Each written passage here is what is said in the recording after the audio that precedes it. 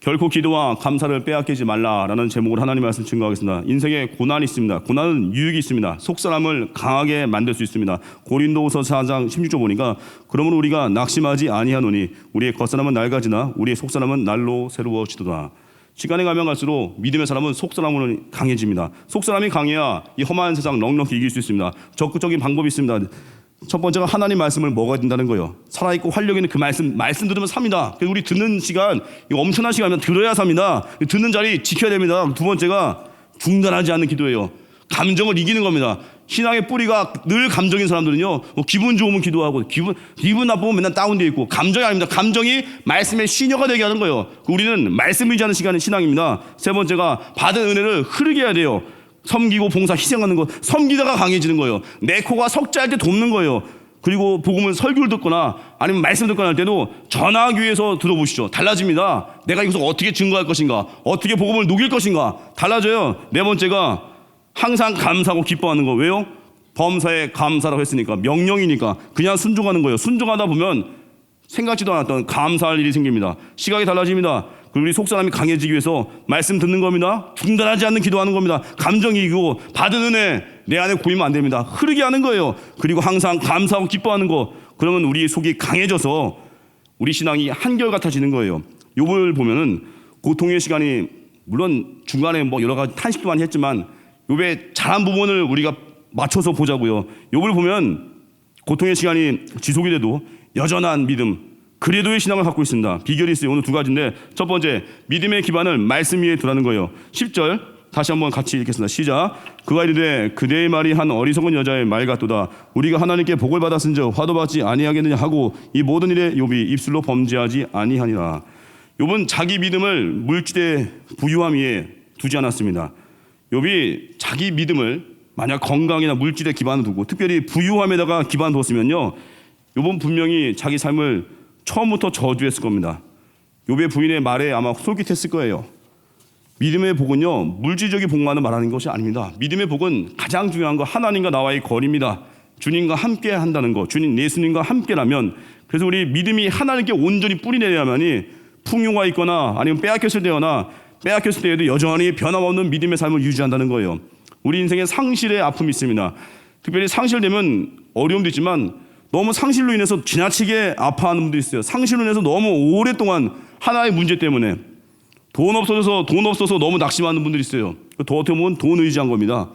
건강 때문에 너무 지나치게 낙심을 해요. 아무 일도 안 해 몇 년째. 그 건강 의지한 거예요. 어떤 사람은 명예 없어져서 현직에 있을 때 잘하다가 은퇴하고 나서 바닥으로 내리꽂는 분들이 있어요. 왜 나한테 연락이 안 오나 그러고, 왜 그 스케줄표에 꽉 차 있다가 이제는 스케줄표에 없어요. 가끔 누구 만나 나들이나 가고. 그런 거 못 견디는 분들이 있어요. 왜요? 명예에 의지한 거거든요. 신앙은요, 다 없어져도 다 얻어도 주님만 바라보는 겁니다. 그래서 우리 인생에 의지하던 것이 다 있습니다. 그거 하나하나가 사라질 때가 축복이라는 거예요. 창세기 보면은 아브라함의 목자와 롯의 목자들이 다툽니다. 우리 롯이 떠나게 되는데, 롯이 떠나면 아브라함 입장에서는 어떻게 해요? 큰 상실 아니겠습니까? 낯선 이역 만리 타국 땅에 와서 어릴 때부터 자식처럼 여기고 의지했던 조카 롯이 떠나니까 얼마나 마음이 허전하겠습니까? 어떻게 보면 롯이 아브라함에게는 비빌 언덕이었을 수 있었을 거예요, 정서적으로. 그런데 롯이 떠나니까 어때요? 하나님이 오시고 더 큰 축복과 비전을 주십니다. 창세기 13장 14절, 롯이 아브라함을 떠난 후에 여호와께서 아브라함에게 이르시되 너는 눈을 들어 너 있는 곳에서 북쪽과 남쪽 그리고 동쪽과 서쪽을 바라보라. 더 큰 곳을 향해 하나님께서 시각을 넓혀주시죠. 언제요? 의지하던 비빌 언덕이 떠나갈 때. 롯은요, 내가 하나님만큼 사랑하고 아니면 정든 사람이거나 하나님처럼 의지했던 거, 하나님 수준으로 내가 대했던 그 무엇일 수 있습니다. 인맥일 수 있고요, 돈일 수 있고요, 건강일 수 있고요, 스펙일 수 없고요. 그거 없이는 못 살겠다 했는데 하나님은 그거 없어도 괜찮아. 내가 너에게 은혜 줄게. 내가 복을 줄게. 그래서 우리 인생을 깊어지고 넓어지게 만드십니다. 그래서 우리 인생 내 안에 비빌 언덕을 떠나보내십시오. 사람은 사랑의 대상입니다. 돈은 그냥 부리는 수단이에요. 그런 거 의지하는 거 아닙니다. 하나님만 의지해서 나머지 모든 건 이제는 우리가 주의 나라 위해서 쓰는 겁니다. 마귀는 교묘하게 우리를 공격해요. 너 예수 믿고 받은 보상이 뭐냐고 묻습니다. 너 예수 믿고 잘 됐냐? 너 출세는 좀 했니? 너 예수님 믿더니 건강하냐? 탁탁 찔리지 않습니까? 너 예수 믿더니 니네 자식 대학 붙었니? 너 예수님 잘 믿더니 너 제때 결혼을 했냐? 엉뚱한 데 기반을 두면요 이런 말들 휘청거립니다. 몇 마디만 해도 벌써 나가 떨어지잖아요. 하나님 말씀이 우리 기반이거든요. 여러분 세상적인 축복이 믿음의 보상 아닙니다. 언제나 하나님이 내 곁에 계시는 것, 언제나 주님 곁에 붙어있는 것 다 없어져도 주님과 함께 동행하는 것, 이게 복이라는 거예요. 영국의 그 시사경제 주간지 그 이코노미스트 잡지에 보면은 그 잡지가 아니라 그 잡지 기자 다니엘 튜더라는 분이 오랫동안 우리나라 한국을 살피면서 글을 써내려왔는데 그분이 또 쓴 책이 있어요. 2013년도에 그 영어 원제가 코리아 더 임파서블 컨트리, 한국 불가능한 나라. 대단하게 어떻게 뭐 한국을 되게 칭찬할 것 같죠. 근데 그 불가능한 나라, 그게요 불가능한 나라가 이해할 수 없다는 나라, 참 불가사의하다, 그런 의미도 많이 내포한 책 내용입니다. 그 책은 한국어 번역 제목이 이거예요. 기적을 이룬 나라, 기쁨을 잃은 나라. 다시 말씀드리면 기적을 이룬 나라, 기쁨을 잃은 나라. 한국이 기적을 많이 이뤘죠. 뭐 경제 발전했습니다. 상상할 수 없을 만큼 발전했는데 전쟁도 치렀잖아요. 근데 100년도 채 되지 않아서 이렇게 전쟁 겪은 나라가 부유해진다는 건 대단한 기적인데 핵심 뭐예요? 삶의 기쁨을 너무 많이 잃어버렸다는 거예요. 뭐 요즘 뭐 하다못해 스마트폰 봐도 여러분 스마트폰 발달했잖아요. 행복하십니까? 이거 보고 뭐 안 만나잖아요. 뭐 같은 공간에서도 뭐 카톡 좀 보내면 다 뭐 보잖아요. 옛날만큼 만나십니까? 너무 비대면 하잖아요 지금. 요즘 뭐 핵과적화 된다면서요. 이제는 뭐 그놈의 시어머니 안 볼 것 같다면서요. 행복하십니까? 평안하시던가요? 애 키우다 힘들면 생각나죠 부모님들? 나 좀 도와줬으면 좋겠는데. 필요한데 단물 다 빼먹고 나중 되면 또 다시 떨어지십시오. 그게 기쁘던가요? 이 시대에 뭐 좋은 시설도 많다면서요. 뭐 좋은 요양원도 많다면서요. 거기 가신 분들 행복하십니까? 뭐 거기 가신 분들이 제 소개 들을 리 없겠지만 행복하십니까? 죽어야만 나온대잖아요. 대출 잘 내준다면서 대출 잘 받는다면서요. 뭐 집도 사고 행복하십니까? 금리 오른다고 하니까 난리 나죠. 갚을 빚만 더 늘어나고. 요즘 뭐 예전에 그러잖아요. 제 아버지가 항상 그랬어요. 뭐 공무원끼리 뭐 결혼하면 기업이라면서요. 요즘 그런 말 없습니다. 옛날 얘기예요. 자기 수준 맞춰서 평안한 직장에 근무하는 사람끼리 결혼했더니 행복하십니까? 서로 다툼이나 할 거래요. 내가 낫니 네가 낫니, 너 학력고사 몇 점이니, 너 수능 몇 점이니, 이런 게 여기에 기반을 두면요 기쁨 없습니다. 믿음의 삶에 자꾸 이런 세상적인 게 침투하니까 물질적인 고통을 받으면 믿음이 막 흔들려 버리는 거예요. 경제 문제 때문에 오래 고생하던 분들 보면요 뿌리는 뭐냐면은 이런 게 있어요. 보니까 11조를 온전히 안 해요. 인정하더라고요. 자기가 11조를 온전히 못했대요. 또 경제 문제 시달리는 분들 보니까 자꾸 빚으로 메꿔 나가는 거예요. 명심하십시오. 빚짐은 종되는 겁니다. 우리 신앙의 뿌리는요 세상적인 걸로 기반 둘 수 없습니다. 저도 그래요. 이제 고등학교 졸업한 지 제가 뭐 뜻하지 않게 또 좋은 공부 좀 잘하는 학교를 어떻게 가게 됐어요. 고등학교를. 이제 24년이 지났습니다. 친구들을 전도하기 위해서. 저는 뭐 전도 목적이 아니면 별로 연락 잘 안 해요. 연락하면 뭐 하겠어요. 뭐 자기들 알아서 사는 건데. 전도하기 위해서 이렇게 많은 사람 친구들 연락해 보면요 예수님 떠난 아이들 세상적으로 잘 된 것 같은데 기쁨이 없습니다. 의대 나와서 뭐 권역 외상센터 뭐 교수 있는 또 친구가 얼마 전에 연락이 됐어요. 그 권역 외상센터라는 건 뭐냐면은 죽기 임박한 환자들 만나는 건데요. 뼈와 살이 막 으스러진 환자들 많이 접한대요. 트럭에 깔린 사람 만나기도 하고. 죽기 직전에 그 환자들 접한대요. 권역 외상센터 교수인데 그 친구가 글도 좀 잘 썼습니다. 환자들 돌본 이야기도 쓰고. 막상 대화 나눠보니까요 그 친구 일단 기쁨이 없습니다. 감격이 없고요. 나름 권역 외상센터 교수까지 갔으면 잘 간 거 아니에요? 의대 나와서 교수까지 가고. 세상적으로 볼 때 잘 간 것 같은데 그 친구가 그래요. 내가 피부과 못 간 게 너무 아쉽다고. 자기가 있는 자리를 귀하게 볼 줄 몰라요. 편한 거 찾는 거예요. 권역 외상센터 왔더니 맨날 죽어나가는 환자만 본다. 그 친구 글 쓴 거랑 저와 대화가 너무 달라요. 저한테 친구니까 진솔하게 얘기하고. 그게 세상이에요. 복음이 없으면요 겉으로 많이 얻은 것 같지만 아무것도 아닌 거예요. 제가 일전에 말씀드렸죠. 서울법대 나와서 뭐 검사한다는 친구, 남부지검 검사가 있는 친구, 그 친구 직장 동료 얼마 전에 자살했습니다. 아시겠습니까? 좋은 대학 나와서 뭐 서울법대 가서 고시 패스에서도 상위권에 들어야 판검사 한다면서요. 그럼 뭐 할 거예요? 복음 없으니까 자기 생명을 자기가 해버리고, 또 서울 생활 하다가 충남 어디 지방 내려가 다시 내려가서 다 사업 시작한 친구 있습니다. 그 친구 통화했더니 그래요. 자기 예수님 안 믿는데 너무 서울 생활 바깥에서 이제 고향 내려왔다 그러고 사업한대요. 저한테 그럽니다. 준호가 내가 널 언젠가 만날 것 같다. 전 그 말 속에 뭘 느꼈냐면은 나에게 복음 좀 들려줘. 24년 만에 그 친구의 목소리에 준호가 널 언젠가 만날 것 같다. 되게 그리워하고, 물론 전화하기로 복음 증거는 했거든요. 만나야겠죠. 더 나이를 사람 무지 많은데 결론은 뭐냐면 세상적인 거 그렇게 썩어지게 얻어봤자 예수님 아니면 아무것도 아닌 거예요. 근데 어디에 우리 인생을 거는 거예요? 어디에? 여러분, 믿음의 풍요는요, 세상에서 말하는 뭐 건강, 취업, 결혼, 성취 이런 게 아닙니다. 자꾸 여기 내 믿음을 집어넣으니까 오락가락 하는 거예요. 예수님 한 분만으로 주 예수보다 더 귀한 것이 없다는 그 찬양처럼 그 예수님께 기반을 두는 거예요. 요번 모든 것이 있을 때에도 하나님 찾았습니다. 왜냐하면 자신의 아이들이 생일잔치를 성대하게 하고 나면 그 잔치하다가 하나님을 놓칠까봐 잔치 마치고 또 제물을 하나님께 드리면서 한 자녀 한 잔을 위해서 하나님께 예배했던 인물이 욥입니다. 우린 욥의 앞부분을 보는 거예요.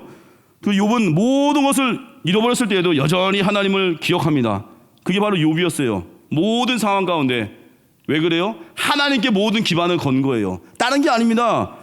그 또 두 번째, 모든 것이 하나님의 주권 안에 있음을 인정한 거예요. 2장 10절 다시 한번 읽어드리면, 그가 이르되 그대의 말이 한 어리석은 여자의 말 같도다.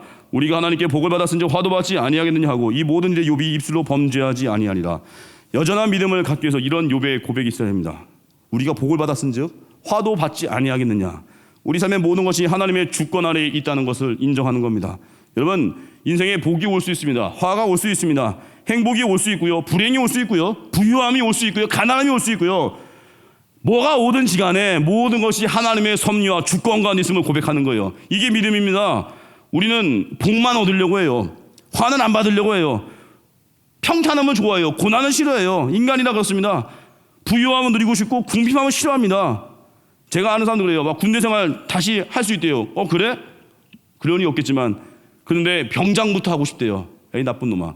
군대 생활은 1인병부터 해야 돼요. 그 고생해봐야죠. 걸레 들고 뛰어다니고 달려다니다가 1인병부터 집에 서러운 시간 보내다가 병장 됐을 때 그 뿌듯함, 과정이 주는 복이 있거든요. 함께 섞여 있는 거예요. 고난과 축복이 섞여 있으니까 그 축복이 너무 좋은 거예요. 어떤 신실하신 권사님이 그럽니다. 자기 인생이 너무 부끄럽대요. 이유가 이렇습니다. 자기 평생 헌신했는데 경제적으로 부유하지 않대요. 자식들의 진로가 이상하게 안 풀린다는 거예요. 또 병마의 고난이 있다고 합니다. 안타깝지 않습니까? 그 부끄러워할 이유가 아니거든요. 헌신한 권사님께서. 성공이 뭐냐면 고난도 달게 받는 겁니다. 그리고 고난 속에 유익을 발견하는 거예요. 성공은 세상적인 걸로 추구하는 게 아닙니다. 하나님이 안 주시면 안 가지는 거, 이게 성공이에요. 사울 왕 여기서 실패한 거예요. 출전을 앞두고 있다가 시간이 다급해졌습니다.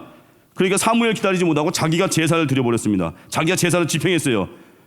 이 사울이 이게 망령되이 여길 죄인데 하나님께서 사울에게 출전 기회 안 주시고 패배에 쓴 잔을 마시게 하셨다면 그냥 그렇게 하는 거예요. 패배하는 거예요. 말씀대로 살다가 그냥 죽는 거, 그게 성공이에요. 뭐 무조건 전쟁을 이겨야 된다, 그게 성공 아닙니다. 하나님이 때로는 패배하게 할 때면요, 그냥 지는 거예요. 그게 성공이에요. 주님이 말씀하실 때까지. 여러분 자주 들은 이야기죠. 마을 원님이 그 썩은 씨를 나눠준 뒤에 키우라고 했죠. 합격한 사람이 단 한 명입니다. 썩은 씨를 그대로 가져온 사람. 이게 성공이에요. 주님 명령이면 그대로 하는 겁니다. 외롭게 할 때 있습니다. 외로움 속에서도 주님과 함께 교제하는 거예요. 경제적으로 어려운 상황에 놓일 때 있습니다. 그럼에도 불구하고 주님과 함께 교제하면서 견뎌내는 거, 그게 성공이에요. 고난의 시간 주실 때 고생하는 게 성공입니다. 고난의 핏잔을 마신 예수님이 실패자입니까? 아니죠. 예수님께서 그 고난의 핏잔을 마신 예수님이 인류 구원의 길을 여셨습니다. 그래서 우리 예수 믿는 사람은 어떤 것이 주어져도, 어떤 환난이 있어도 하나님의 섭리 가운데 있다는 걸 믿는 거예요. 여전한 믿음의 사람 되는 거. 가수 조영남 씨 기억나십니까? 조영남 씨 얼마 전에 무죄 판정 받고 활동도 많이 하는데 이분 하면 전 옛날 생각나요. 체험 삶의 현장, 이거 아시는 분들은 굉장히 오랫동안, 지금 하여튼 기억나실 겁니다. 체험 삶의 현장. 전 지금 그 프로 보면 예전에 클라이맥스가 뭐예요? 받은 그 하루 일당을 전액 이제 기부하는 건데, 그럼 또 다시 의미 있게 쓰이고, 유니콘에 이렇게 사람 타면 꼭대기 올라가서 하트 모양에다 이렇게 집어 사랑의 모금함 넣지 않습니까? 지금 잊혀지지 않는데 중요한 건 이 조영남 씨가 좀 독특한 행동을 많이 했습니다. 뭐 신학교도 다녔고 예술가적인 기질이 좀 다분하신 분인데 뭐 음악도 잘하고 그림도 잘하고, 근데 이분이 어떤 사건에 한번 연루됐었는데 미술 대작 사건. 이 대작 사건이 뭐냐, 대신 작품을 만든 거예요. 그게 대작인데 이 그림 그릴 때 유명해지고 나면요, 자기가 다 못 그리니까 중요한 부분은 자기가 완성해 놓고 이제 색깔 같은 거, 이제 부수적인 거를 누구에게 부탁을 하는 거거든요. 부탁을 하는 거거든요. 여기에는 이런 물감 칠하십시오. 뭐 그런 작업을 하는 거래요. 그런데 어떤 사람이 어떤 사람이 대작을 했는데 이거 내가 한 거라고 하면서 진위를 가리자고 막 그런 거예요. 어쨌건 간에 힘든 시간 보내다가 이 조영남 씨가 5년 만에 무죄 판결 받았습니다. 근데 그가 이렇게 말합니다. 자기가 생각할 때 하나님이 인간을 창조하실 때, 조영남 씨 생각이에요. 하나님 인간 창조하실 때 기쁨 반, 슬픔 반, 부유함 반, 가난함 반, 행복 반, 불행 반, 씁쓸함 반, 안 쓸쓸함 반, 이런 식으로 막 창조한 같다는 거예요. 섞여 있다는 얘기겠죠. 그래서 하나님이 창조하셨으니까 쓸쓸할 때도 있고 안 쓸쓸할 때도 있고 외로울 때도 있고 함께 행복할 때도 있고 돈이 있어 부유할 때도 있고 없어서 가난할 때도 있고 그런 생각이 든다는 거예요. 그러면서 조영남 씨가 이렇게 얘기합니다. 그런데 우리나라는 그런 것을 가르쳐주지 않았습니다. 기쁠 때가 있는 것처럼 슬플 때가 있는 것을 가르쳐주지 않았습니다. 언제나 꿈을 가져라. 넌 할 수 있어. 야망을 가져야 돼. 행복을 추구해야 돼. 늘 이런 것만 얘기하니까 기쁘지 않을 때를 견딜 수 없는 거예요. 부유하지 않을 때를 못 견디는 거예요. 꿈이 이루어지지 않았을 때를 못 견디는 거예요. 어떻게 보면 이거 성경에 다 나온 이야기거든요. 실력이 뭐라고요? 조건과 관계없이 살아가는 거. 빌립보 4장 12절 나오잖아요. 비천에 처할 줄도 알고 풍부에 처할 줄도 알아. 그 어떤 조건에도 매이지 않는 거 왜 가능하죠? 내게 능력 주시는 자 안에서 모든 것을 할 수 있다는 거예요. 이게 실력인데 이거는 세상이 안 가르쳐준다는 거예요. 자기가 미술 대작 사건 때문에 엄청난 에너지를 소비했다고 합니다. 5년의 시간이 지났는데 조현원 씨가 말합니다. 자기가 재판 5년 기간을 견뎌낼 수 있었던 것은 딱 이 생각 하나였대요. 그동안 자기가 5년이라는 세월을 제외하고 참 많은 대접을 받았대요. 많은 헌대를 받았대요. 이렇게 힘든 시간이었지만 5년간 힘들었지만 자기는 정말 많이 복받으면서 지내왔다는 거예요. 그래서 지금 이 5년간의 고통 잘 지나가야 되지 않을까 생각했대요. 대단하지 않습니까? 이분 뭐 어느 정도 신앙인지 모르겠지만 우린 그러잖아요. 슬픔이 찾아오면 그 슬픔이 전부인 것이냐, 너무 그걸 가지고 확대해버려요. 이걸 거부하는 거예요. 슬픔도 있고 기쁨도 있고 모든 걸 수용할 수 있는 실력, 그게 하나님과 나와의 관계 속에 나오는 실력입니다. 욥기 23장에 나오는 내가 가는 길 누가 알겠습니까? 나를 연단하시고 단련하신 후에 순금같이 정금같이 나오는 것, 모든 길을 주님이 알고 계십니다. 우린 맡길 뿐이에요. 염려와 근심을 다 맡기십시오. 정금같이 순금같이 달라진 모습으로 성장할 것입니다. 그래서 우리 이런 유머가 있습니다. 평생을 인색하게 살면서 많은 돈 모아서 장사한 어느 구두쇠가 있었어요. 그 구두쇠에게 아들 셋과 딸 하나가 있었습니다. 어느 날 구두쇠에게 죽음이 찾아왔어요. 악착같이 벌어놓은 돈을 보람있게 못 써봤습니다. 평생을 비참하게 살다가 이제 숨이 넘어가기 직전의 상황이에요. 이 구두쇠에게. 구두쇠의 그 임종의 자리에 자녀들이 다 모였습니다. 구두쇠가 첫째 어디 있니? 아버지 여기 있습니다. 둘째에게 묻습니다. 아버지 저 여기 있습니다. 셋째에게도 묻습니다. 셋째 어디 있니? 아버지 저 여기 있습니다. 이제 딸이 있잖아요. 구두쇠가 숨이 넘어갈 듯한 목소리로 딸도 옆에 있니? 했더니 딸이 울먹이면서 저 여기 있어요. 그 소리 듣고 구두쇠가 이놈들아 그럼 가게는 누가 보냐? 이 말이 돼요 이게? 소는 누가 키워?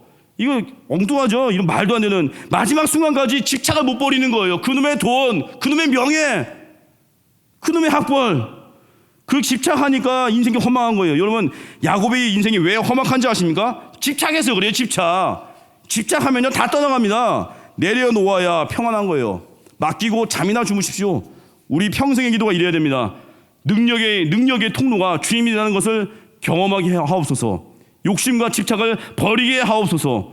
모든 것을 얻어도 모든 것을 잃어도 능력의 근원인 예배의 자리 끝까지 붙어있게 하옵소서. 이게 우리의 기도가 되어야 돼요. 그래서 마태복음 11장 6절 보니까 누구든지 나로 말미암아 실족하지 아니하는 자는 복이 있도다 하시니라. 우리 예수님 믿다가 엄청난 풍랑이 올 때가 있습니다. 이렇게 생각할 수 있어요. 내가 평생 예수님 믿고 헌신했는데 새벽기도 오늘같이 이렇게 열심히 나왔는데 이게 웬 고난입니까? 이게 웬 고생입니까? 라고 실족하게 된다면 복을 잃어버린다는 거예요. 원망하지 마시고 주님 믿는 이 모든 삶의 상황 속에서 실족하지 않고 감사와 기도 멈추지 않는 거, 그게 파워입니다. 그래서 예레미야 29장 11절 보니까 여호와의 말씀이니라 너희를 향한 나의 생각을 내가 하나니 평안이요 재앙이 아니니라 너에게 미래와 희망을 주는 것이니라. 주님의 마음은요 미래와 희망 주는 겁니다. 얼마 전에 우리 호세아서 말씀 살피지 않았습니까? 호세아서 1장에서 보면 1절에서 9절까지가 계속 질책이에요.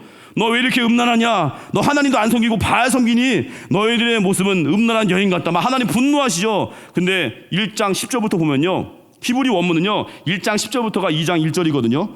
호세아서 1장 10절 보니까 그러나 이스라엘 자손의 수가 바닷가의 모래같이 되어서, 하나님 말씀이 싹 바뀌어버려요. 막 질책하고 분노하다가 그러나 이스라엘 자손의 수가 바닷가의 모래같이 되어서 하나님은 포기하지 않는다는 거예요. 하나님은 모든 걸 뒤집는다는 거예요. 그게 하나님 마음이에요. 자, 하나님 속도 없는 것 같죠? 1장 1절에서 9절까지 심하게 질책하다가 마음이 바뀐 거예요. 부모님 마음 같지 않습니까? 자녀들에게 뭐라고 막 해놓고 돌아서면 마음이 착잡한 부모님들. 저는 코로나 기간 동안에, 저는 이게 불신자 부모님이 충남 천안에 계시거든요.